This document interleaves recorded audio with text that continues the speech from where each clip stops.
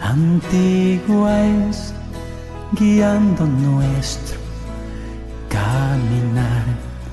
Escúchala, estúdiala, la Biblia santa y pura es. Escuela Bíblica a la luz de la palabra, escudriñando las Escrituras. Danos fuerzas, líbranos, lejos estamos de... Luz a las Naciones, canal cristiano de comunicación, presenta A la luz de la palabra, un estudio expositivo de la palabra de Dios, una presentación minuciosa de toda la Escritura.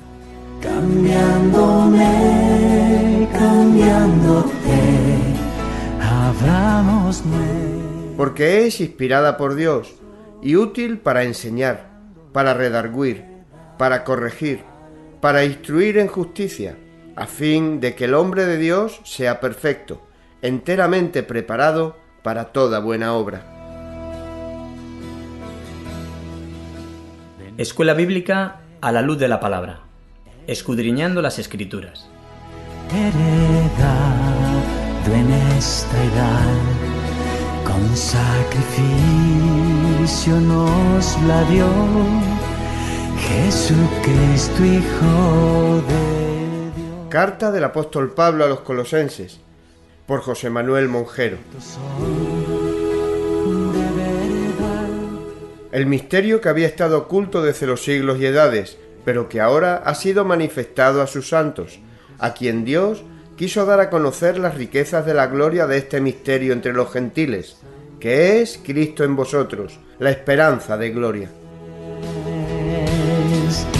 Santa Biblia, luz de edad, cambiándome, cambiándote, abramos nuestro corazón, dejando la verdad impartir. Bueno, por los que están aquí de manera esporádica, llevamos unas semanas, un tiempo, estudiando de manera expositiva el libro de los Colosenses y la última semana estuvimos tratando el versículo 24 del capítulo 1 y ahora estamos ya versículo 25 del 25. Hoy vamos a tocar unos 5 versículos hasta el versículo 29. Vamos a orar primero antes de ir a la palabra. Señor, estamos a ti para escucharte a ti. Estamos aquí, Señor, para que seas tú el que nos enseñes, que seas tú el que nos ministres hoy, Señor, que sea tu pensamiento, tu voluntad la que sea predicada hoy. Ayúdanos a disponer los corazones, abrir nuestras mentes, nuestros oídos y sobre todo nuestros corazones, Señor, para recibir tu palabra, Señor. Necesitamos, Señor, estar entendidos, Señor. Necesitamos saber qué es tu plan para nosotros, Señor. Señor, que esta palabra que hoy se predique pueda ser de bendición para las vidas de todos. No importa la razón de por qué estén aquí esta tarde, que pueda ser una bendición para todos nosotros. Amén. Colosenses capítulo 1, versículo 25, de la cual fui hecho ministro según la administración de Dios que me fue dada para con vosotros, para que anuncie cumplidamente la palabra de Dios, el misterio que había estado oculto desde los siglos y edades, pero que ahora ha sido manifestado a sus santos, a quienes Dios quiso dar a conocer las riquezas de la gloria de este misterio entre los gentiles, que es Cristo en vosotros, la esperanza de gloria, a quien anunciamos, amonestando a todo hombre y enseñando a todo hombre en toda sabiduría, a fin de presentar perfecto en Cristo Jesús a todo hombre, por lo cual también trabajo luchando según la potencia de Él, la cual actúa poderosamente en mí. Versículo 25 otra vez, de la cual fui hecho ministro según la administración de Dios que me fue dada para con vosotros, para que anuncie cumplidamente la palabra de Dios, de la cual fui hecho ministro. Les está diciendo aquí Pablo. El último día estuvimos viendo, Pablo nos está hablando de sus sufrimientos, de lo que padece, pero nos habla del gozo, de que se goza en los padecimientos, en esos sufrimientos. Veíamos esta contradicción con lo que se vive normalmente en el mundo, ¿no? En el mundo los sufrimientos vienen a traer una amargura, a traer una tristeza, afectan negativamente a las personas. Pero aquí Pablo nos habla de algo que no es lo natural, que haya un gozo en los sufrimientos. Pero vemos que la razón es que la causa de que haya ese gozo en los sufrimientos es porque está sufriendo por la Iglesia. Entonces Dios, de una manera excepcional, de una manera, como es Dios, le da una gracia que es ese gozo, que puede estar padeciendo y al mismo tiempo experimentar un gozo.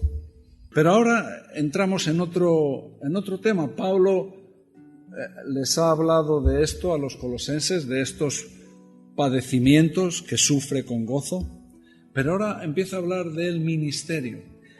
Ahora Pablo nos está hablando acerca de su ministerio, de lo cual fui hecho ministro, nos empieza diciendo el versículo 25. Un ministro, traducción para el griego, es un diácono.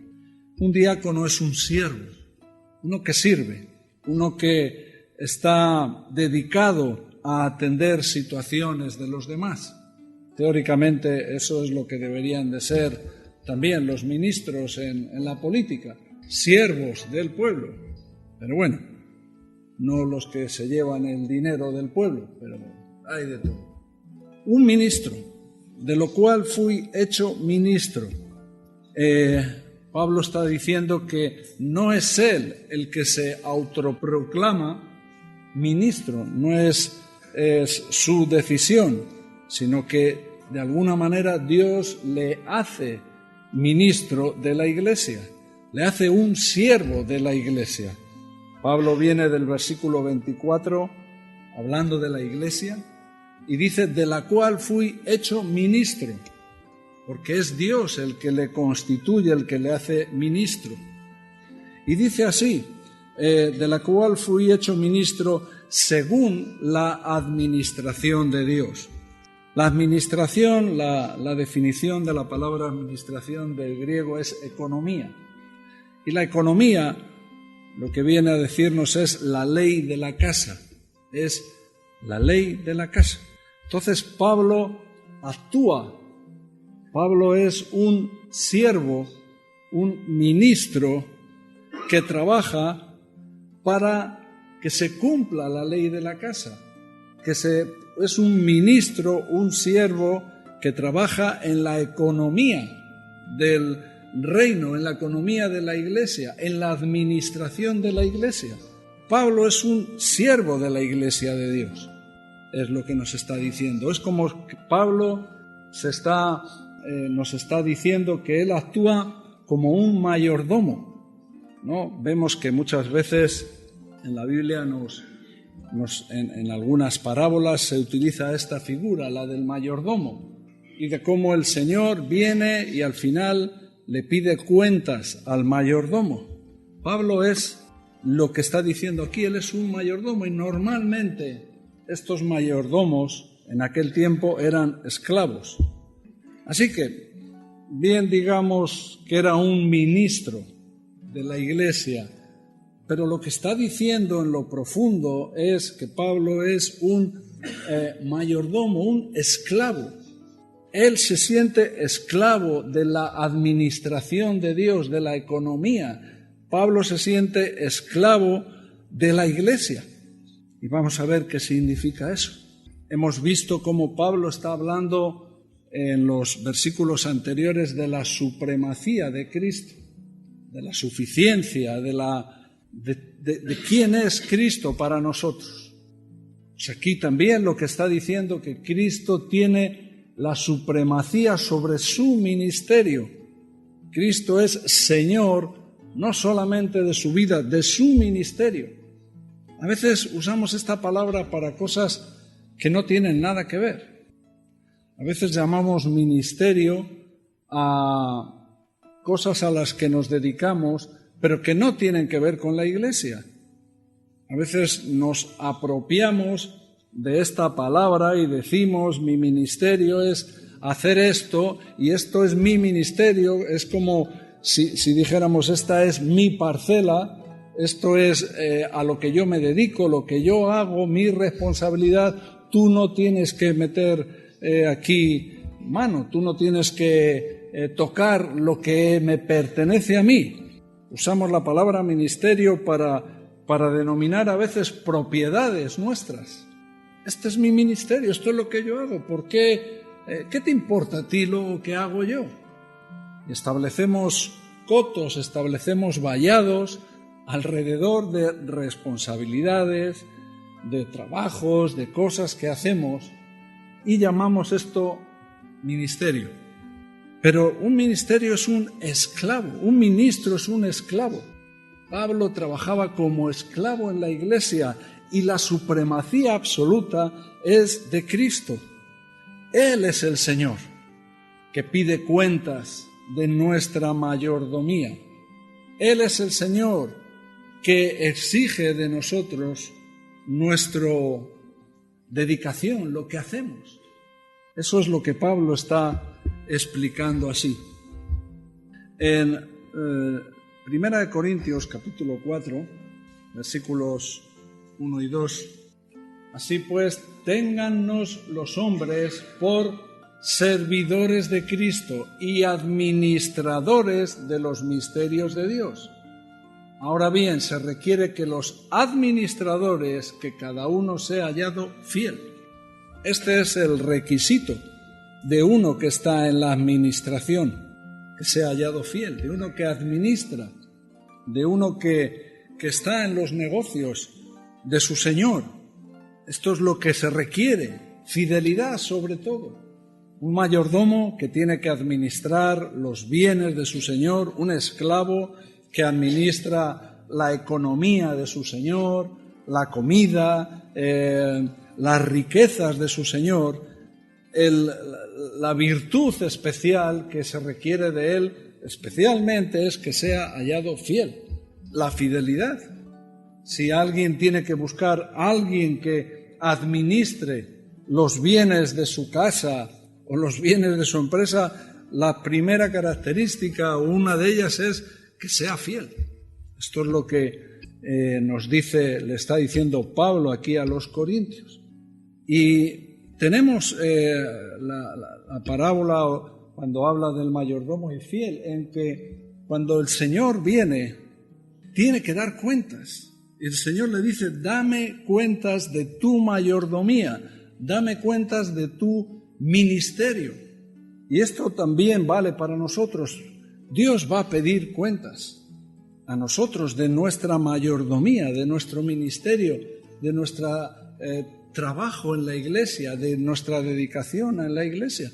Dios nos va a decir, ¿qué has hecho con los talentos que recibiste? ¿Qué has hecho con ellos? Un poco más adelante, en 1 Corintios capítulo 9, versículo 16. Pues si anuncio el Evangelio, no tengo por qué gloriarme, porque me es impuesta necesidad, y ay de mí si no anunciar el Evangelio. Aquí Pablo habla de su ministerio, de su trabajo, de su dedicación en esa administración de Dios, de ese ministerio que le ha sido dado. Dios le ha dado ese ministerio de predicar, de anunciar el Evangelio. Y Pablo dice, si anuncio el Evangelio, no tengo por qué gloriarme, estoy haciendo lo que mi amo, mi Señor me ha pedido. Un siervo no es recompensado, un esclavo no es recompensado cuando hace lo que tiene que hacer. Su Señor no le está continuamente alabando. Pablo lo entiende en esta manera. Es su trabajo, es lo que tiene que hacer. Anunciar el Evangelio no se tiene por qué gloriar. ¿Por qué? Porque me es impuesta necesidad, es algo que es necesario.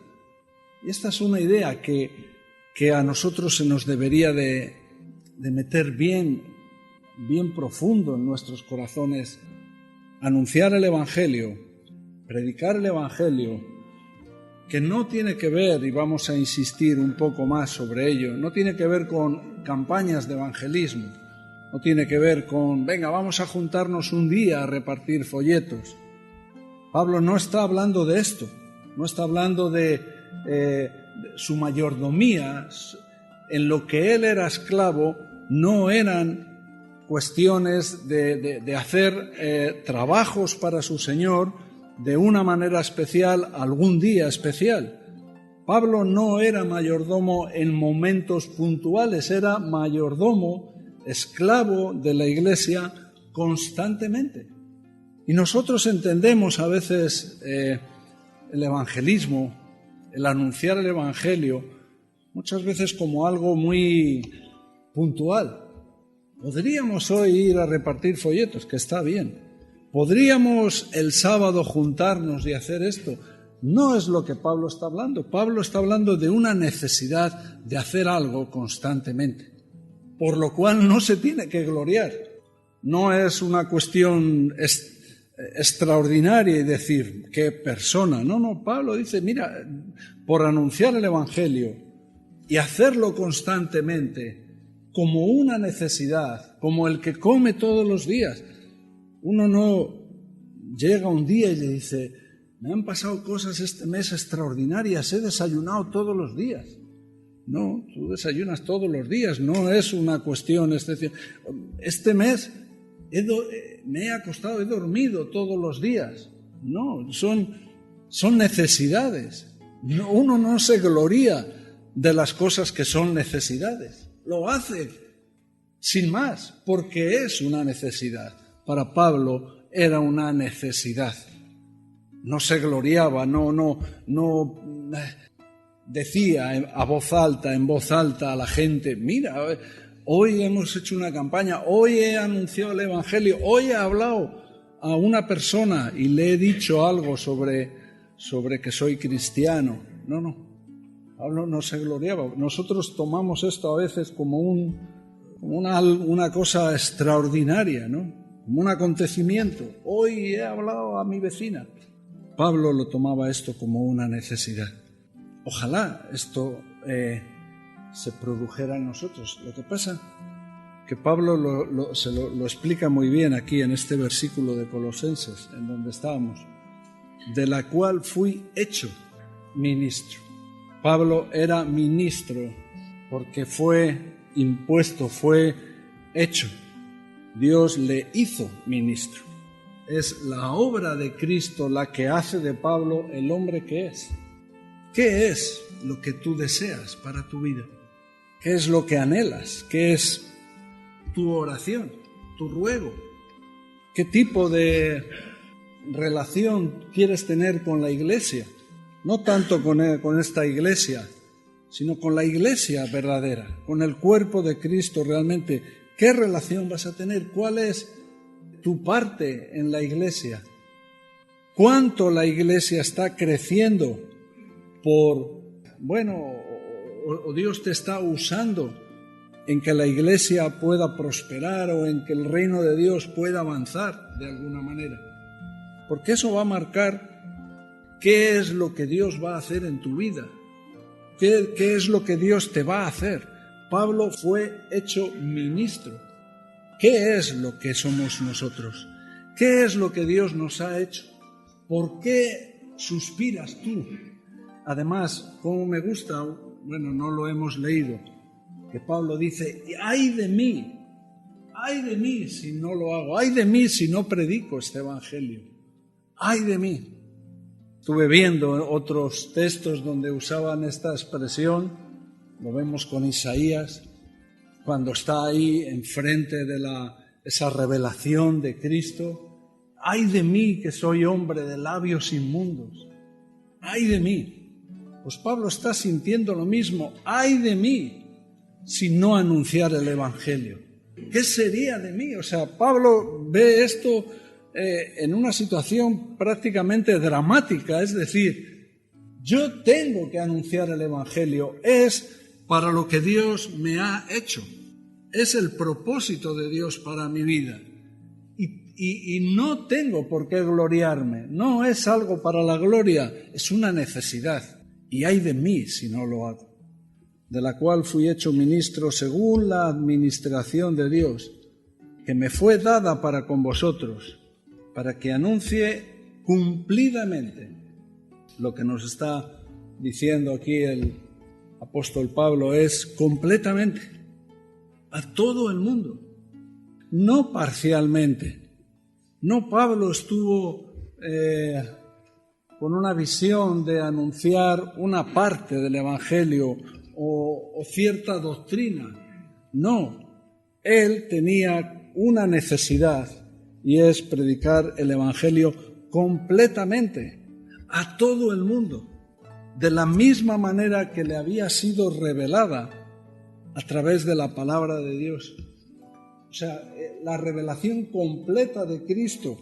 Vemos cómo en este capítulo 1 Pablo tiene esta revelación de Cristo, cómo les explica a los colosenses quién es Cristo, para que ellos puedan confrontar estas doctrinas que venían de los gnósticos, de los legalistas y de gente así.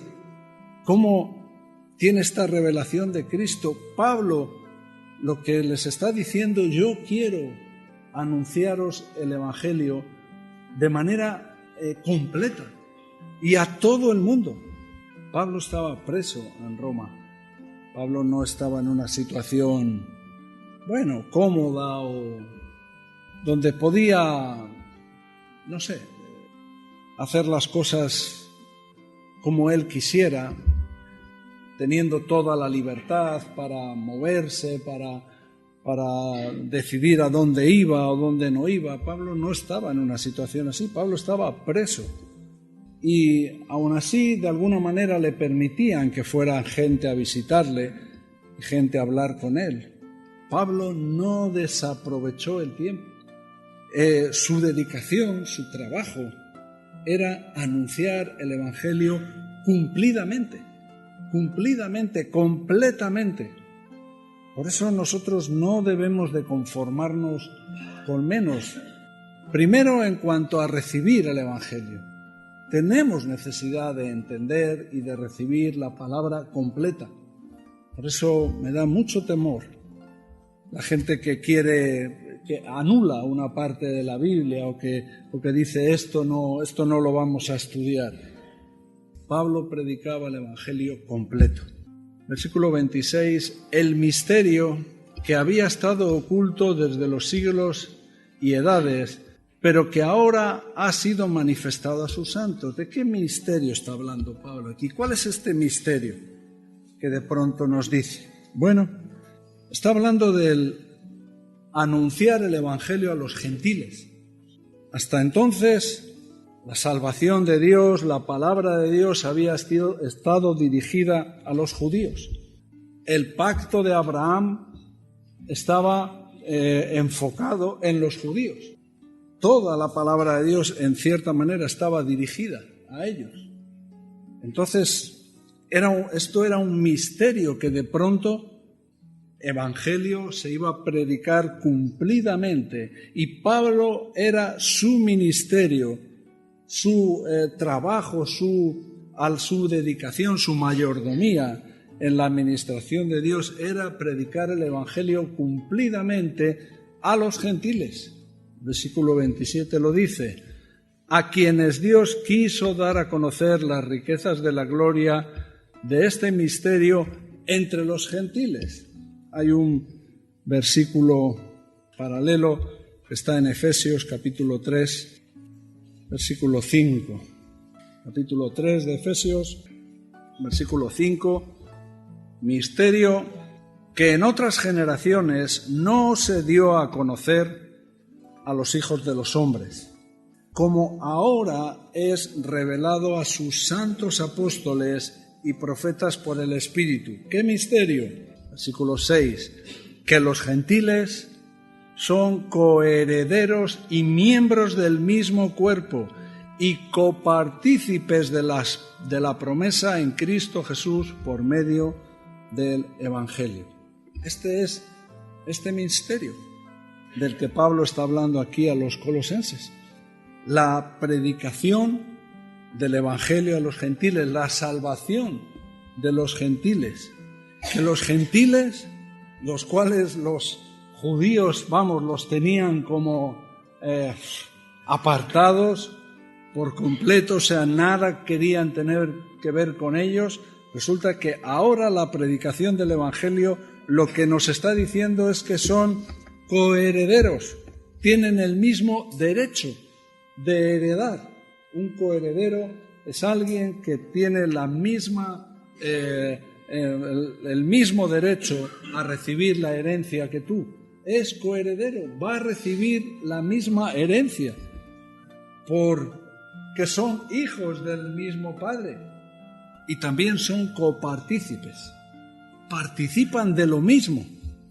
Esto es un misterio que ahora había sido revelado y es lo que Pablo está enseñando y predicando.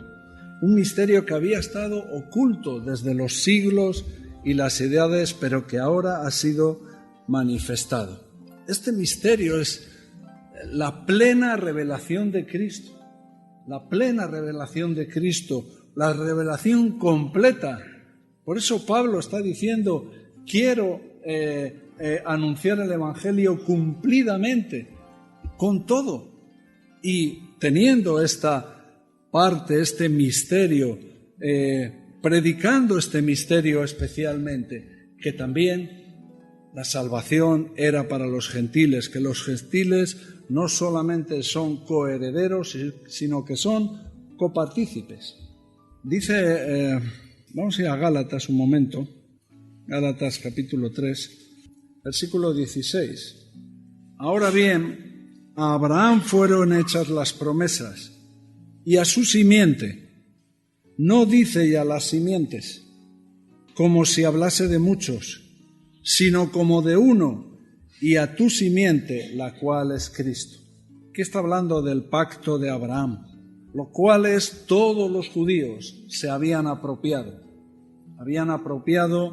de ser herederos de este pacto de Abraham, por lo cual todas las promesas que estaban en la palabra iban directamente a la simiente de Abraham, que ellos la interpretaban como la simiente que eran los propios judíos, que los judíos eran los únicos que tenían el derecho, los únicos que eran herederos de esas promesas, los únicos que eran partícipes de estas promesas eran los judíos.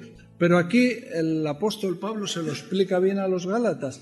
No está diciendo ya sus simientes en plural, lo dice en singular, a su simiente, está hablando de uno, y ese uno es Cristo.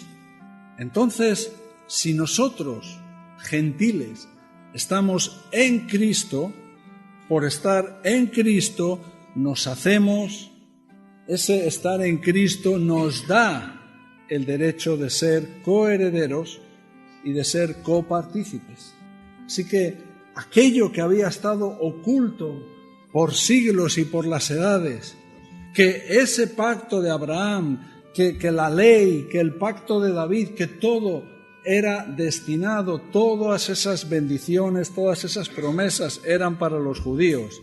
Aquí Pablo se lo explica a los gálatas, está diciendo no, es a una simiente, y esa simiente se está refiriendo a Cristo. Si nosotros estamos en Cristo y Cristo en nosotros, tenemos el derecho de recibir estas promesas. Así que es Cristo el cumplimiento del pacto de Abraham, del pacto de la ley, del pacto de Moisés, del pacto de David, se cumplen en Cristo. Es Cristo el cumplimiento de todo eso. Y si nosotros estamos en Cristo, por eso la ley no es abrogada, por eso la ley no se quita, sino que Cristo es el que da cumplimiento perfectamente a la ley. Y nosotros, al estar en Cristo, podemos estar delante del Padre. No es que para que entremos nosotros ha habido que cambiar el reglamento. No, se cumple en Él, porque Él es la simiente y Él cumple perfectamente estas cosas. Él es la esperanza de gloria, dice aquí, quienes Dios quiso dar a conocer, versículo 27, las riquezas de la gloria de este misterio entre los gentiles, que es Cristo, ¿qué? En vosotros. Es por estar en Cristo y Cristo en nosotros. Y esto es, ¿qué? La esperanza de gloria. ¿Qué significa esto? La esperanza de gloria.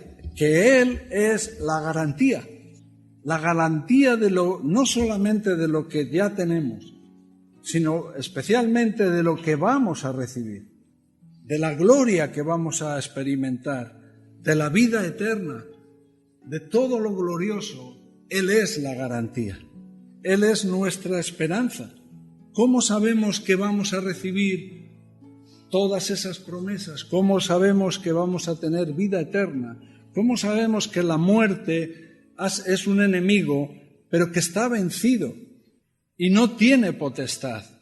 Para nosotros la muerte es un paso para estar en su presencia. ¿Cómo sabemos que esas promesas son nuestras? Porque Él es la esperanza de gloria, Él es la garantía. Amén. Bueno, hombre. O sea que no solamente recibimos los beneficios, sino también recibimos esa gloria. Vamos a leer un versículo en Primera de Juan, capítulo 3, versículo 2. Amados, ahora somos hijos de Dios y aún no se ha manifestado lo que hemos de ser, pero sabemos que cuando Él se manifieste, seremos semejantes a Él, porque le veremos tal y como es. Y todo el que tiene esta esperanza en Él, se purifica a sí mismo, así como Él es puro. Así que aquí tenemos que Él es la garantía.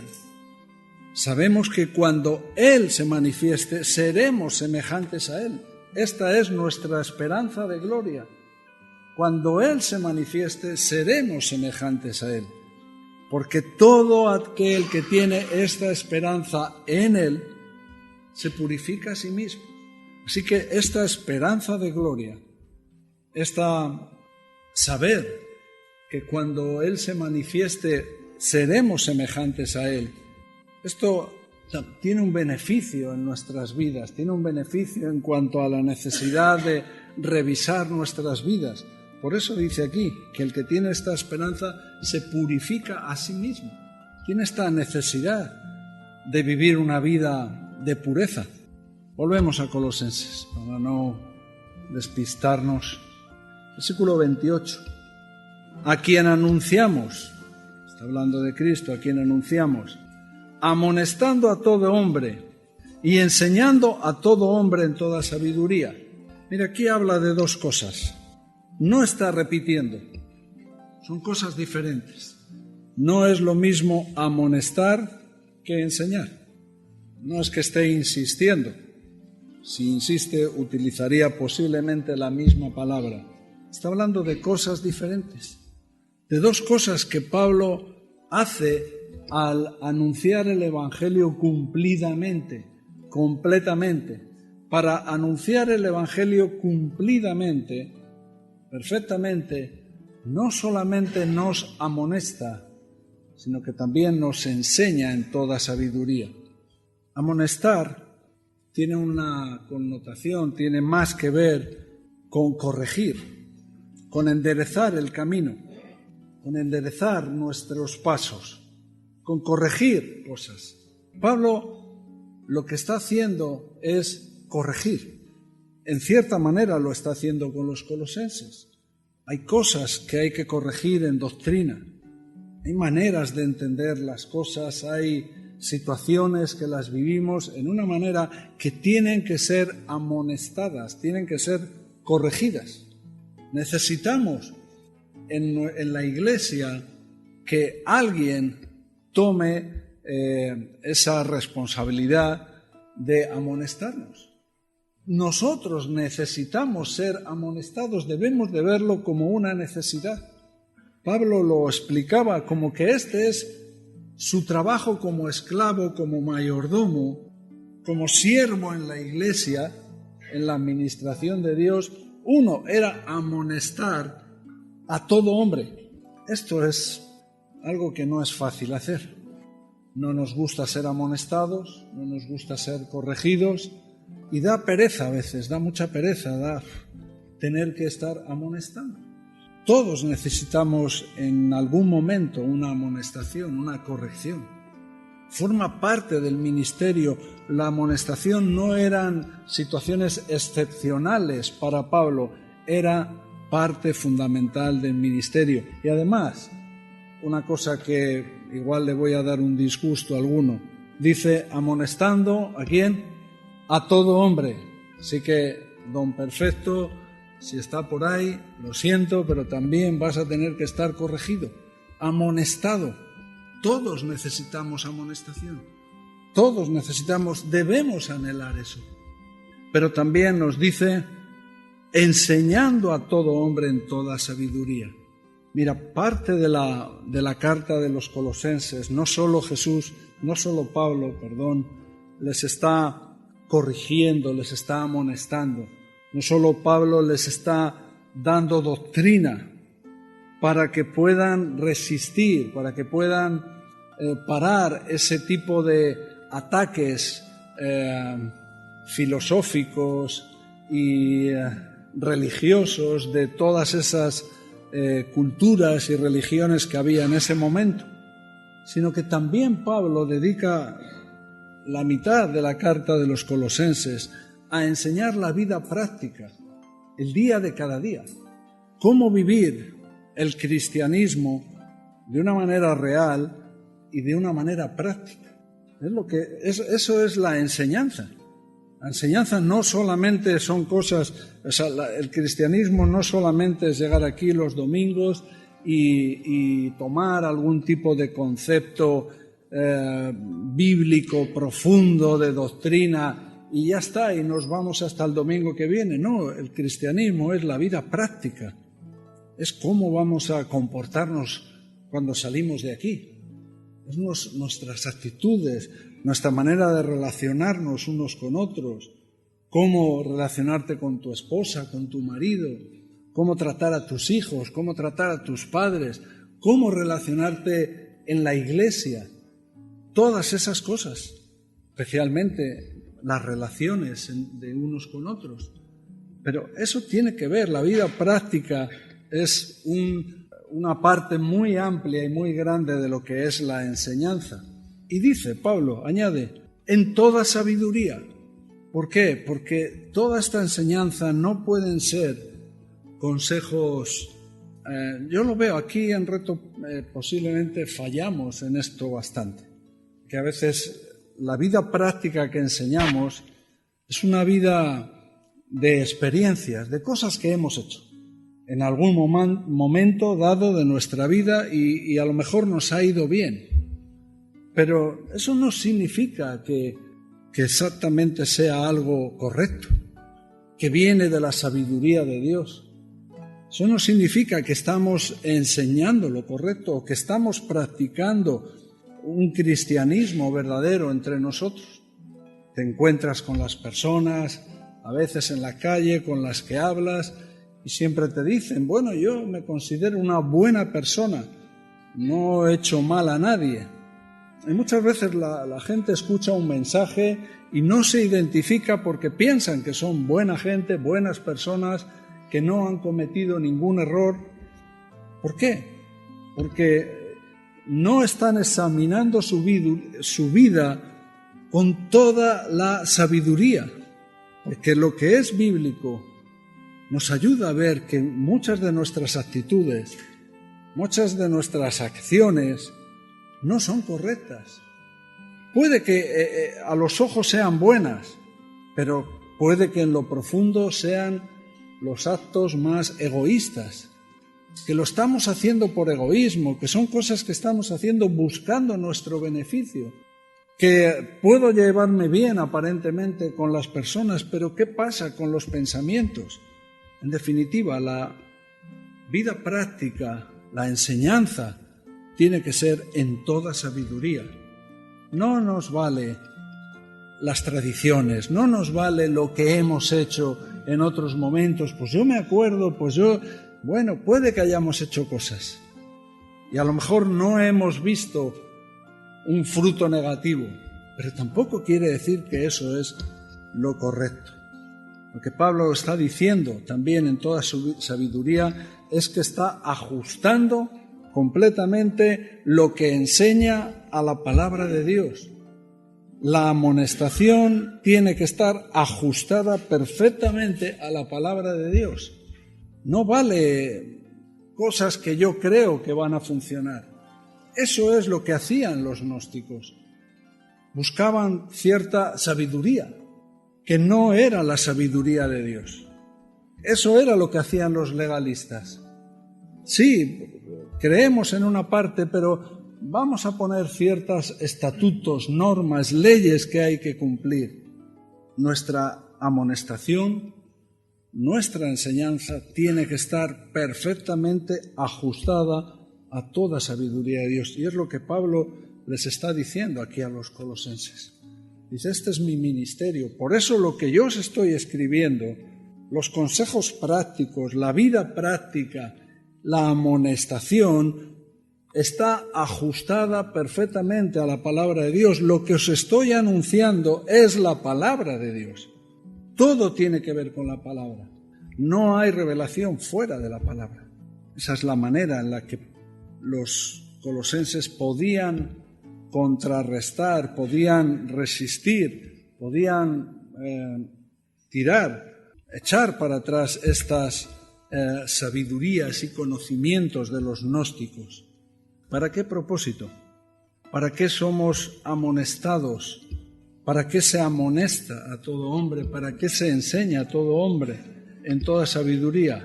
Con el fin, con el propósito, con la meta de presentar perfecto en Cristo Jesús a todo hombre, para que los creyentes puedan ser perfectos. Y una vez más, esto que venimos repitiendo desde el principio que hemos estudiado la carta de los colosenses, esta doctrina que Pablo usa constantemente para hacernos entender que todo es posible en Cristo, no fuera de Cristo. Y aquí nos lo vuelve a decir, a quien anunciamos amonestando a todo hombre y enseñando a todo hombre en toda sabiduría, a fin de presentar perfecto en Cristo a todo hombre. O sea, Pablo está buscando que a través de la palabra, a través de la amonestación, a través de la enseñanza, podamos ser perfectos en Cristo. En Cristo, fuera de Cristo es imposible. En Cristo, a todo hombre, a fin de presentar perfecto en Cristo a todo hombre. Esta es la ley de la casa, presentarnos perfectos delante de Él, en Él, presentarnos perfectos delante de Dios a través de la palabra en Cristo. Este es el propósito de la administración de Dios, de la economía de Dios. Este es el propósito de Pablo como ministro. Este es el propósito de Pablo como esclavo. Él estaba esclavo de esto. Él quería que los colosenses, en este caso, y nosotros, por añadidura, podamos presentarnos perfectos delante del Padre, pero a través de la palabra y en Cristo, porque fuera de Cristo es Cristo el que es perfecto. y nosotros somos perfectos estando en Cristo. Este es el propósito de esa administración de Dios. Hay un versículo, Hebreos capítulo 5, versículo 14. Pero el alimento sólido es para los que han alcanzado madurez, para los que por el uso tienen los sentidos ejercitados en el discernimiento del bien y del mal. De alguna manera, el escritor de Hebreos está hablando de gente que alcanza una madurez. Esto es como tiene una relación con perfección. Son perfectos, tienen que ser alimentados, tienen necesidad de un alimento sólido que es para esta gente que están perfectos, que están siendo perfectos en Cristo, que han alcanzado esta madurez. ¿Y cómo se ve? ¿Cómo se ve? Se ve en esto, en el que por el uso tienen los sentidos ejercitados en el discernimiento del bien y del mal. Vamos a ver que esa obra de la palabra de Dios en nuestras vidas, que la amonestación ajustada a la palabra, que la enseñanza ajustada a la palabra está haciendo un efecto en nuestras vidas en Cristo y nos está perfeccionando, nos está haciendo perfectos.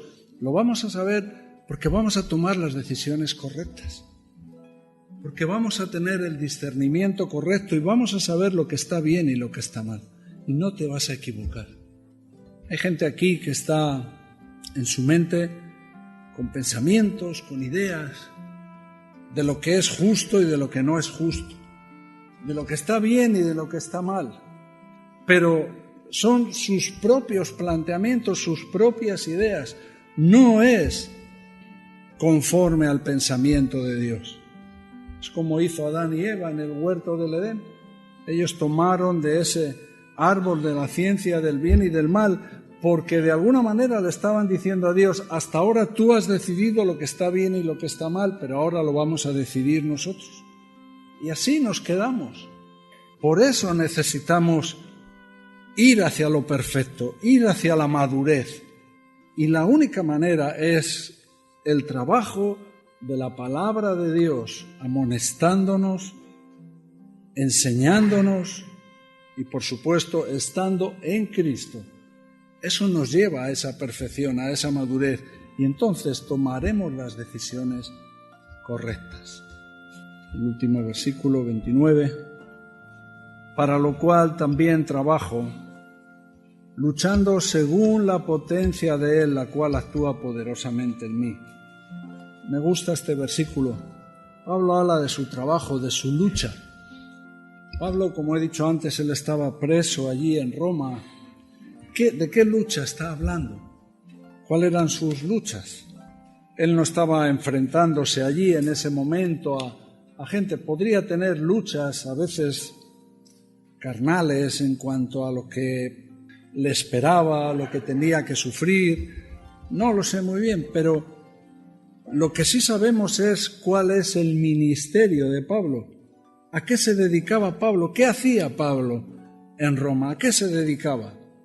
Una es lo que estamos leyendo hoy, una carta de Pablo escrita allí. Pablo escribía, aconsejando, ministrando. Pablo trataba con gente. Aquí vino Epafras, vinieron otros cuantos, Timoteo estaba con él. Pablo estaba tratando con los pastores que había en todo Asia Menor, que venían a veces a verle, como el pastor de aquí, de los colosenses.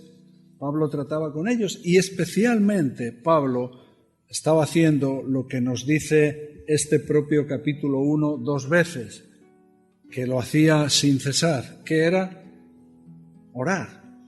No dejo de orar en todo momento, orando sin cesar por vosotros. Es lo que Pablo nos dice al principio de esta carta a los colosenses. Pablo tenía una lucha en lo espiritual. Pablo estaba luchando espiritualmente, tenía una lucha y en su trabajo para llevar adelante su ministerio, para poder anunciar el Evangelio. para evangelizar. Pero mira, me gusta esto, ¿por qué? Porque dice, luchando según la potencia de Él, la cual actúa poderosamente en mí. Cuando Jesús mandó a los discípulos en la Gran Comisión, en Mateo capítulo 28, versículo 19, les dijo: por tanto, id y hacer discípulos a todas las naciones, bautizándoles en el nombre del Padre y del Hijo y del Espíritu Santo. Esta es la gran comisión que Jesús encomienda a sus discípulos. Ir y hacer discípulos en todas las naciones. Pero, lo hemos repetido algunas veces, ¿qué nos dice el versículo anterior? El versículo 18, dice: y Jesús se acercó y les habló diciendo: toda potestad me es dada en el cielo y la tierra. ¿Cómo empieza el versículo 19? Por tanto, toda potestad me es dada en el cielo y la tierra, por tanto, id. Es porque Él es todopoderoso.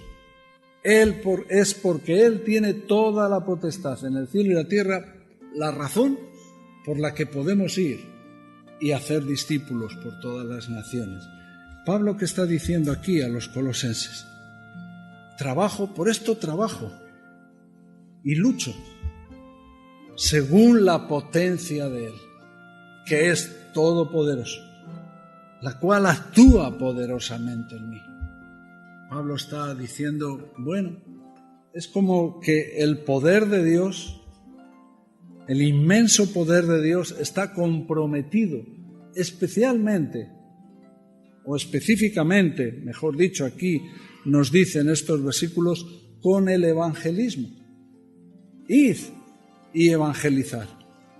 Id a predicar el evangelio, porque yo, que soy el Todopoderoso, estoy con vosotros. Pablo hacía lo que hacía sabiendo que él actuaba poderosamente en él. Con el poder de Dios estaba involucrado en él. El otro día estuve leyendo, y en este último mes, igual 40 días, una presa en Brasil se ha deshecho 60 muertos. Un tornado en La Habana, 4 muertos, 200 heridos. En Afganistán, 40 mineros muertos, 10 heridos por un corrimiento de tierra.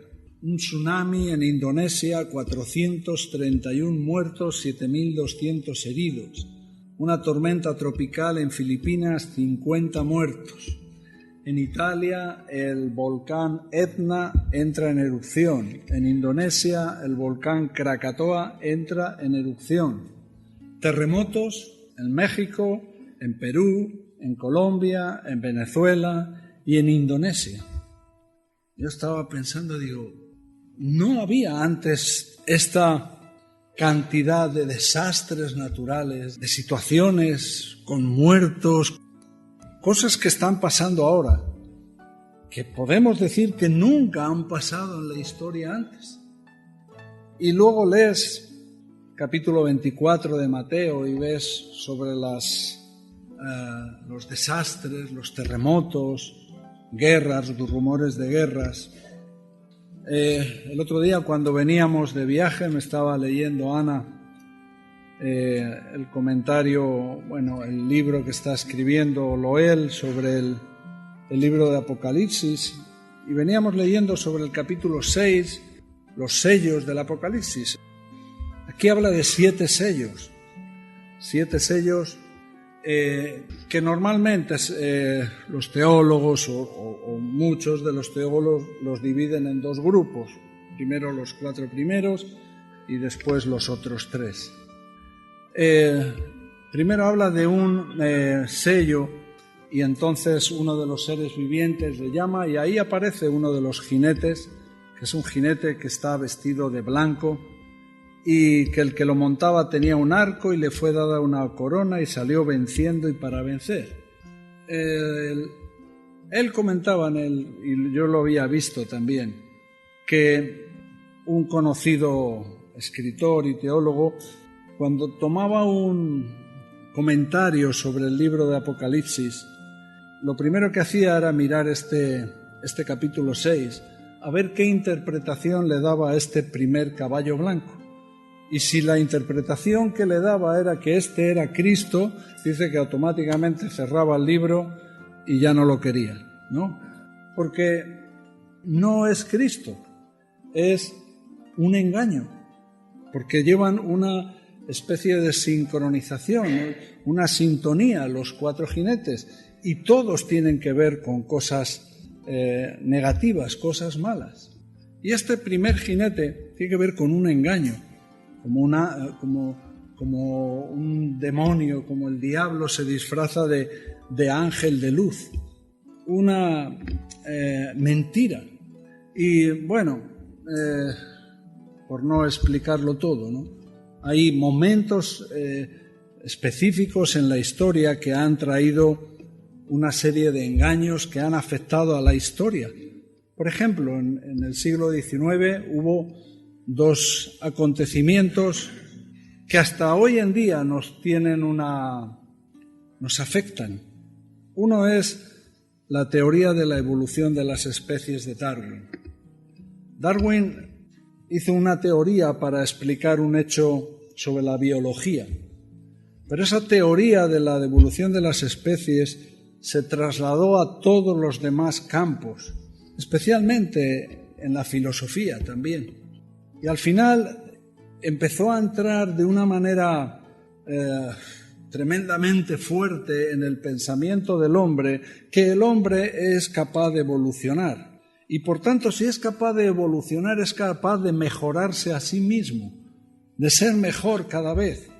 Que el hombre tiene esa capacidad de la misma manera que los seres y los animales evolucionan para adaptarse a su medio, el hombre es capaz de evolucionar y de mejorar. Y en esto dejamos a Dios de un lado. Y el otro acontecimiento, cuando Sigmund Freud y algunos más empezaron a teorizar sobre las bases de la psiquiatría y de la psicología, y empezaron a ver que por medio de fármacos, por medio de terapias, el hombre es capaz de tratar el psico del hombre. El psico del hombre es el alma.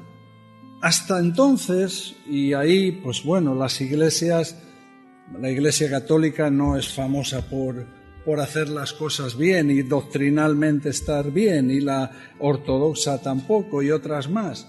Pero siempre en estas cuestiones del alma, siempre Dios tenía que ver. El alma era algo que le pertenecía a Dios, o que Dios podía solamente afectar el alma del hombre o arreglar los problemas del alma del hombre. Pero a partir de ese momento empezó a nacer la idea de que el hombre es capaz de tratar al hombre. O sea, el hombre es capaz de mejorarse a sí mismo y el hombre es capaz de tratar los problemas del alma del hombre. Esto, que fueron 2 acontecimientos históricos y alabados por muchos científicos, trajo una plaga de incredulidad como nunca, un engaño, un caballo blanco engañoso. Después hay otro, el segundo caballo, que es un caballo bermejo, que habla de guerras. Y en el siglo XX hemos tenido guerras que ha habido más muertos entre la Primera y la Segunda Guerra Mundial. Nunca en la historia ha habido guerras mundiales, nunca. En la historia ha habido que un imperio ha conquistado una parte del mundo, pero nunca ha habido que todas las naciones o una gran parte de naciones se involucran en una guerra, unos contra otros. En el siglo XX pasó 2 veces, Primera y Segunda Guerra Mundial. Más muertos entre las 2 que en el resto de las guerras que ha habido durante toda la historia. El segundo caballo, decían. Un tercer caballo, un caballo negro, en el que lo montaba tenía una balanza en la mano y decía 2 libras de trigo por 1 denario y 6 libras de cebada por 1 denario.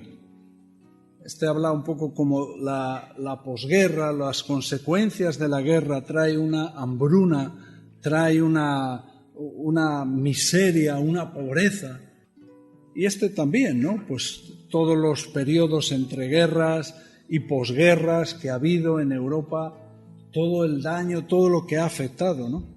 Y habla de un cuarto jinete. Miré, y aquí un caballo amarillo, y el que lo montaba tenía por nombre Muerte. Y el Hades le seguía, y le fue dada potestad sobre la cuarta parte de la tierra, para matar con espada, con hambre, con mortandad y con las fieras de la tierra. Aquí está hablando de un último jinete que traerá que afectará mortalmente a la cuarta parte de la tierra, y lo hará de diferentes maneras. No será solo la guerra, será el hambre, será mortandad, serán enfermedades, serán cosas. Muchos de los que, interpretan un poco esto, piensan que este es el caballo que está ahora ya cabalgando entre la tierra. En definitiva, yo no voy a especular, ni me voy a meter, ni voy a decir. Lo que sí digo es que viendo esa lista de desastres que hemos visto, viendo, por ejemplo, una cosa que sabemos todos, y es que Israel es una nación, en 1948. Eso es algo que desde hacía casi 2000 años no había pasado. Desde el año 70, que fueron esparcidos por las naciones, nunca más habían vuelto a ser una nación, hasta el año 1948.